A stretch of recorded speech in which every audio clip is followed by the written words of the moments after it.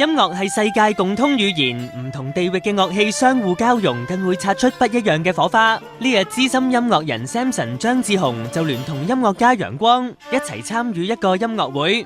同我好尊敬嘅老師啦，陽光老師啦，咁佢嘅手揸住嘅呢一支叫赤白啦。咁我聽到一個，我以前都唔知咩嚟嘅，一聽到個聲就覺得哇好吸引啊！原來就我哋睇日本功夫片啊嗰啲聲嚟嘅，咁啊好開心啦！今日我可以同陽光老師啦。咁佢吹赤白，我就用吉他伴奏啦。咁我都好開心啊！各位能夠有機會同阿 Samson 哥一齊玩下音樂。咁呢啲今次表演嘅呢，我哋全部都係自己安排、自己編曲嘅。